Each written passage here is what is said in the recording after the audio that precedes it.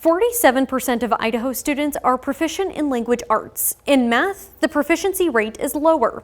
These numbers have been declining for several years now. So we asked Idaho State Superintendent of Public Instruction, Debbie Critchfield, why?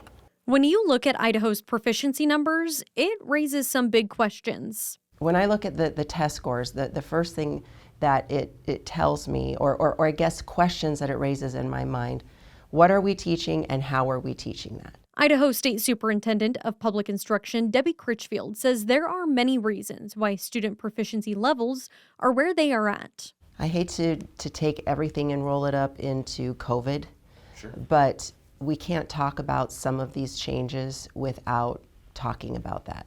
Critchfield says a lot has changed since COVID, and some of that starts in the home. We see parents who want more flexibility in how that delivery happens, and just overall attitudes are different.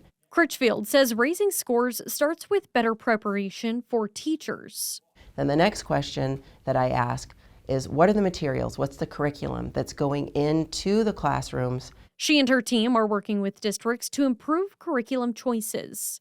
We've seen some significant gains in reading in the last 2 years alone around kindergarten to third grade reading. The superintendent says the recent focus on teaching phonics to younger students is paying off. I expect that on our statewide assessments that we're going to see some growth now.